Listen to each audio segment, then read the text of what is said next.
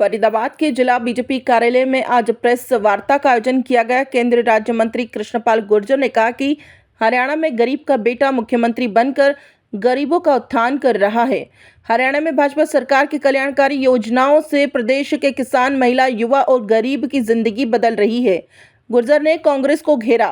उन्होंने कहा कि हिसाब मांगे यात्रा करने वाली कांग्रेस के नेता कांग्रेस के 10 साल का हिसाब जनता को दे नहीं पा रहे हैं। कृष्णपाल गुर्जर ने कांग्रेस पर तंज कसते हुए कहा कि जिनके खाने खराब हैं वो जात पूछ रहे हैं और जिनके खाते खराब हैं वो हिसाब मांग रहे हैं।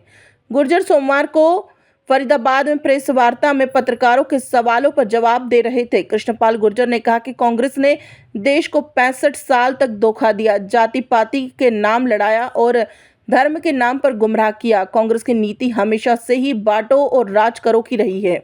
उन्होंने कहा कि जिस पार्टी के अधिकतर नेता भ्रष्टाचार के गुनाहों में जमानत पर हैं, उन्होंने सत्ता में रहते हुए लूट मचाई। जिनके खुद के खाते खराब हैं वो हिसाब मांगने वाले कौन होते हैं।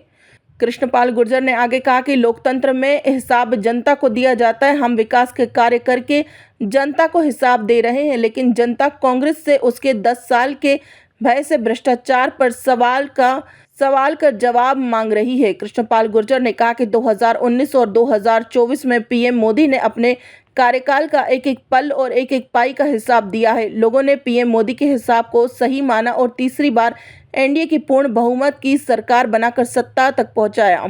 उन्होंने कहा कि हम हरियाणा के 2.5 करोड़ लोगों को हिसाब देंगे। खबर सूत्र के लिए फरीदाबाद से सुनील चौधरी की रिपोर्ट।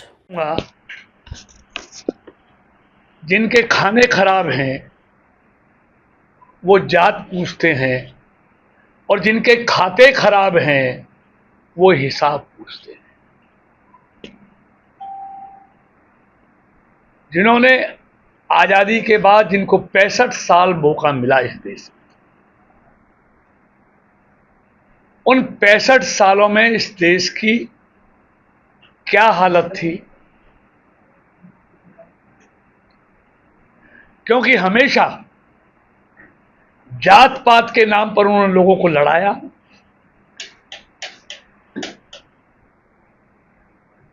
जाति पाति में धर्म के आधार पर लोगों को बांट के रखा, जिसका नतीजा यह हुआ कि देश में रोज दंगे होते थे, फसाद होते थे, कर्फ्यू होते थे। हर आदमी अपने आप को असुरक्षित महसूस करता था। लेकिन बांटो और राज करो, ये नीति अंग्रेजों की भी थी और कांग्रेस की भी है। लेकिन अब देश के लोग जागरूक हो गए हैं। अब लोग बन गई है जो मोदी सरकार की सोच है कि देश पहले। अब इस देश के लोगों के लिए भी देश पहले वाला सोच बन गया है। इसलिए ये बौखलाए हुए हैं कि देश के लोगों में देशभक्ति का जज्बा लगातार बढ़ रहा है। हर घर पर तिरंगा नजर आने लगा है। देश के लिए लोग मर मिटने के लिए तैयार हैं, लेकिन ये इनको हजम नहीं हो रहा। इसलिए ये फिर से देश को जातियों में बांटकर इस देश का नुकसान करने में लगे। दुनिया में भारत विरोधी जो ताकतें हैं, जो नहीं चाहती कि हिंदुस्तान जिस तेजी से आगे बढ़ रहा है उसको कैसे रोका जाए,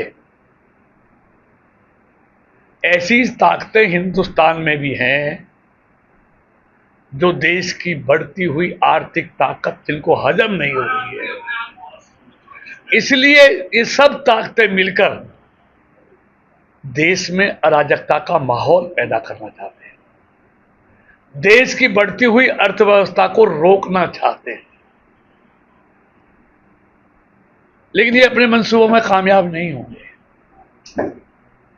आजकल हरियाणा में हिसाब मांगने का बहुत शौक चढ़ा हुआ है। और हिसाब कौन मांग रहे हैं? जो जिस पार्टी के अधिकतर नेता आज भ्रष्टाचार में के गुनाहों में जमानत पर हैं, जिन्होंने सत्ता में रहते हुए किस तरह लूट मचाई और सब लोग ऊपर से लेकर नीचे तक उन घोटालों भ्रष्टाचार में आज जमानत पर हैं।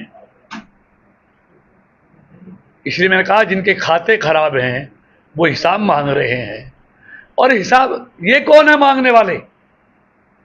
लोकतंत्र में हिसाब दिया जाता है मतदाताओं को, प्रदेश के लोगों को। हम इनके रहमो करम पर 10 साल से केंद्र में और हरियाणा में सत्ता में नहीं हैं। हम हरियाणा के 2.5 करोड़ लोगों के आशीर्वाद से 10 साल से बीजेपी सत्ता में है।